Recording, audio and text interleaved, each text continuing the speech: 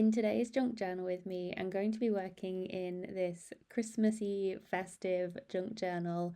I love the chunky size of this, and I'm really enjoying working in these small square pages that are turning into a collection of all the different sort of festive things that I like about this season. And so this junk journal with me is part of the winter journaling challenge. So Kia over at Kia Creates has put together a prompt list for the winter journaling challenge.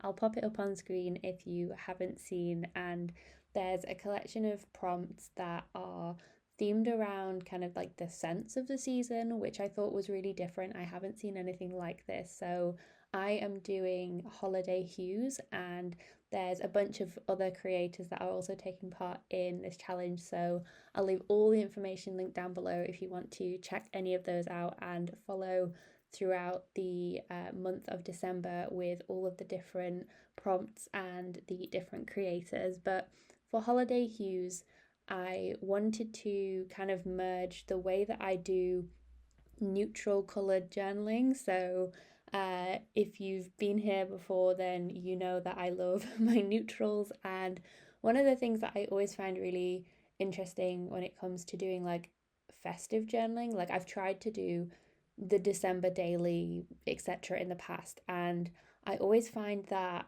I really like the colors of Christmas, like the decorations, like when you have the traditional uh, green and red and gold, which is what I've chosen to do in this spread here. But I always find it a little bit bold and sort of different to the colours that I would normally choose for my journal. So, what I've tried to do is kind of make the colours into something that I would normally use within my journal. So, you'll see I've kind of used it in my collage and just in a way that I think has been a little bit more subtle, but also still very much has that festive feel. Like you can tell that this is a like wintry, Christmassy, festive page, but I've tried to keep it a little bit more toned back so it's not too in your face, but I also really like the fact that this is in like a separate December, like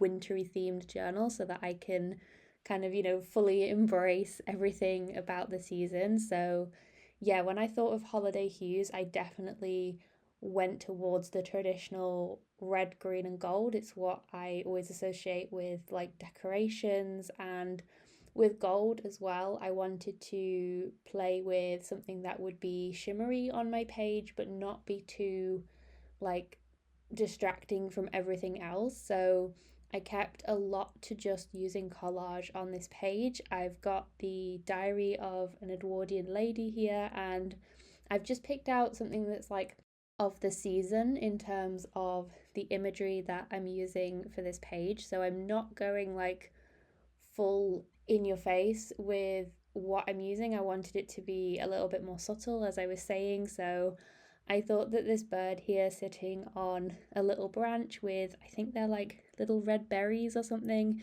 So that is also a nod to the colour scheme. And I thought that fussy cutting this out would be a really nice touch to the page. This was really, really fiddly to cut out, I'm not gonna lie. I usually really like doing fussy cutting, but oh, the branches and all of the little bits that were on this piece, it took so long to do, but it was actually really worth the payout. So I really did like the way that it turned out, but it was definitely one of the more intricate things that I have cut out for my journal. And I didn't want to cut off like the bird's feet or any of the berries. Sometimes I do take like creative liberties in a way where I just sort of, if there's a particular point of a fussy cutting and I think, oh, that's going to be too intricate and too detailed to like properly cut around, sometimes I'll just chop it off, and then nobody is any the wiser that that actually was part of the image.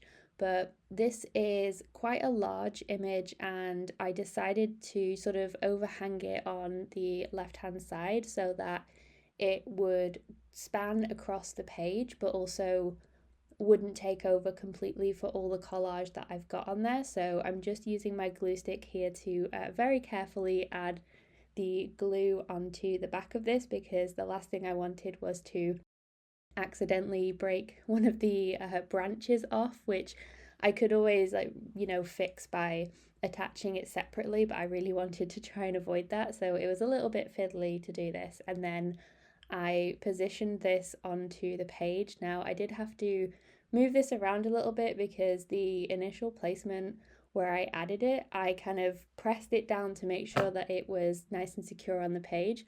And then I realized that the bird's face was going on the center of the page and just looked really silly. So I had to move him over so that I wasn't squishing his beak within the page. So I did a little bit of moving around here, making sure that I was happy with where I was placing it on the page. And then you'll just see there, I'm just sort of making sure that the branch bit here with all the little berries is secure on the page, just because where the page folds, I wanted to make sure that it wasn't going to lift up or cause any issues on that part of the page.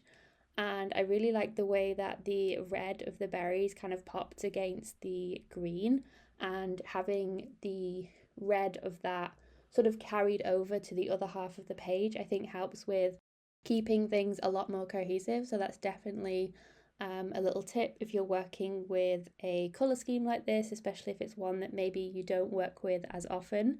Having colours that carry across the page. So if you've got, like, for example, in this page, if you've got the red on one side, having something that is red on the other side just visually helps to sort of, your eye goes across it, and it helps it to not feel like you've got two separate pages, but you've got one cohesive layout on the page. Now, I did unfortunately have to chop the tail off from the bird, because when I closed the journal, I realised that it was poking out a little bit too much. So sorry to the bird there, but I did leave a little bit overhanging in the end. I didn't cut the whole thing off completely, but I didn't want that sticking out the side of the journal. Even though I do like things that peek out of the journal, I didn't need a bird's tail.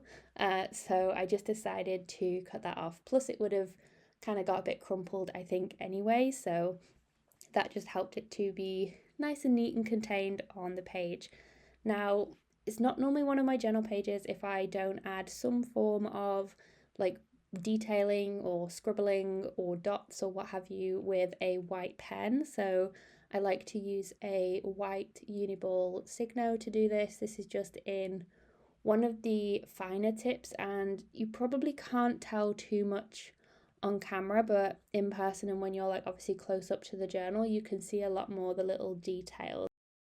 Now, this is my favourite part of this journal page. So obviously I wanted to have the gold on the page, and I wanted to include this as a bit of a shimmer across the whole page. So I used these Kuretake, like, shimmery watercolours, and I just picked up a fan brush because I find that this is the easiest way to add the little specks across the page. So I'm just tapping really lightly across the entirety of the page here. And yes, this did get all over my desk. So if you are doing this, then I do recommend having a piece of paper underneath your journal or something, especially if you've got other pages that you don't want the gold to get on. But you can see there the way that it's quite subtle, but also it's a really nice touch across the entirety of the page just to have that gold shimmer. Now, to finish off the page, because this was quite a busy spread in terms of the collage that I had on the page, I was wondering about what I wanted to do in terms of adding any text or any writing, and normally my go-to is hand lettering with a Tombow brush marker, but you wouldn't have really been able to see clearly the lettering on this page. So I just decided to cut out some lines from the same book that the bird came out of, and I just cut the pieces down to fit the width of the page, because on the right hand side the page there is actually shorter than the width of the journal itself, so I just needed to make sure that the words would fit evenly down the side of the page. So you can see here, I'm just cutting out each of the lines and then I trim them down to fit the page. And I really like the way that this sort of popped against the